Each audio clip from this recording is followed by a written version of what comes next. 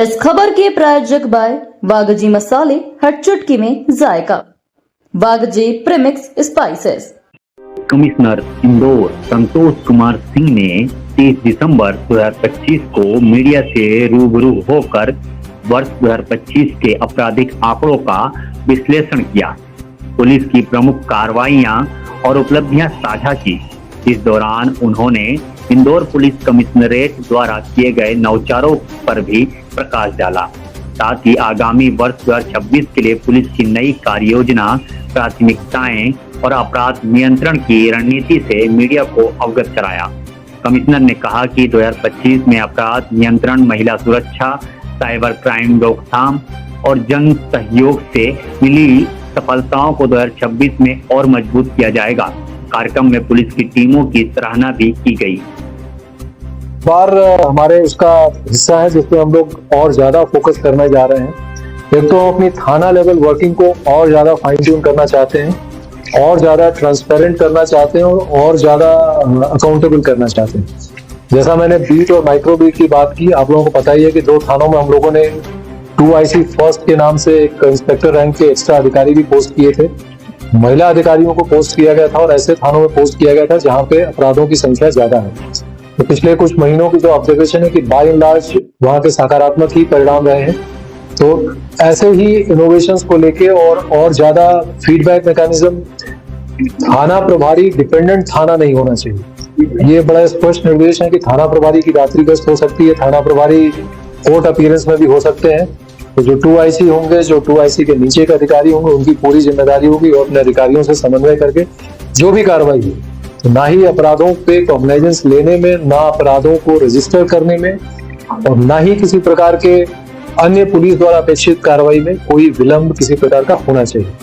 अगर कोई लगता है कि संदिग्ध घटनाक्रम है या कोई व्यक्ति पुलिस का कई बार मिसयूज भी कर लेते हैं, कई बार प्रॉपर्टी के डिस्प्यूट्स में, कई बार अदरवाइज अपना एक तरफा पक्ष रखते हुए लोग मिसयूज करना चाहते हैं, सिविल डिस्प्यूट को क्रिमिनलाइज करना चाहते हैं, तो वैसे में जो वेरिफिकेशन की आवश्यकता है जो फैक्ट्स को, उसके लिए BNSS में नए कानूनों में प्रावधान है। 14 दिन का समय भी होता है, तो उसको भी वो परीक्षण करके संतुष्ट हो जाए, और अगर उसको क्लोज करने के लिए है तो उसको क्लोज भी कर सकेंगे। इस दिशा में हम प्रयास करेंगे। ट्रैफिक व्यवस्था एक प्राथमिकताओं में शामिल है, और क्योंकि तेजी से बढ़ता हुआ शहर है, शहर में बहुत तरह के विकास के कार्य भी चल रहे हैं। कई जगहों पे सड़कों के चौड़ीकरण हो रहे हैं, फ्लाईओवर्स इत्यादि के निर्माण है, मेट्रो का निर्माण कार्य चल रहा है। इस दशा में एक ये चैलेंजिंग टास्क हमारे लिए होगा। हमने अपने खुद के लिए अपने आप को रिसोर्स रिच भी करने की दिशा में हम जा रहे हैं। लगातार कैसे हम रिसोर्सेज को एक्वायर कर सकें ताकि हम ट्रैफिक की व्यवस्था को और बेहतर कर सकें। लोगों के बीच हम पहुंच बना रहे हैं, अपनी रीच बना रहे हैं, ताकि हमसे लोग जुड़ के ट्रैफिक व्यवस्था और ट्रैफिक नियमों के पालन करने के प्रति जागरूकता ले जाए, ताकि नियमों का पालन करके लोग सेफ हो पाए। और इस दिशा में हम लोग लगातार प्रयास कर रहे हैं। जो हमारे अन्य सहयोगी विभाग है, क्योंकि ट्रैफिक 3 कंपोनेंट से बनता है, इंजीनियरिंग, एजुकेशन और एनफोर्समेंट। 2 पार्ट हम प्योरली करते हैं, एजुकेशन और एनफोर्समेंट का केवल पुलिस करती है। एजुकेशन अन्य भी हमारे विभाग करते हैं, कई बार जन सहयोग से हम करते हैं, NGOs के माध्यम से, स्कूल कॉलेजेस के माध्यम से हम करते हैं। और इंजीनियरिंग के ध्यान देने वाले जो विभाग है उनसे भी लगातार हम लोगों की मीटिंग है, बातचीत, और डिस्ट्रिक्ट रोड सेफ्टी कमेटी में भी बातचीत होती रहती है। तो कहीं ना कहीं सारे जो परिवर्तन है उससे बेहतर दिशा में हम जा रहे हैं। और एक ये चैलेंज हमारे लिए रहेगा, इसको हम और कैसे बेहतर इम्प्लीमेंट कर सकते हैं उस दिशा में हम बढ़ रहे हैं। साइबर क्राइम एक इमर्जिंग चैलेंज है हमारे लिए। लगातार इसमें न केवल क्योंकि ये बिल्कुल हाउस होल्ड उसमें और बहुत ही टारगेटेड वे में किया जाता है, बहुत ही ऑर्गेनाइज्ड तरीके से किया जाता है, एक ये चैलेंज रहेगा।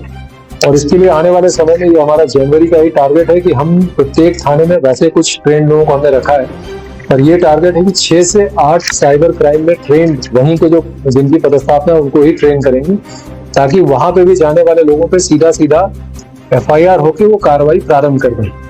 भौतिक संसाधन जो हमारे पास हैं, जो कंप्यूटर्स हैं, जो अदर चीजें हैं, वो लगभग हमारे पास पूर्ण है। वो कोई जो कमी होगी इसकी पूर्ति कर दी जाएगी। जो मैन पावर को ट्रेनिंग किया है वो आने वाले समय में हम ट्रेन करके और विदिन जनवरी हम जो है इस प्रोसेस को कर लेंगे कि बिल्कुल फुली फंक्शनल जो साइबर डेस्क है वो हमारी वहां पे पूरी डेडिकेटेड तरीके से कार्य करने लगे।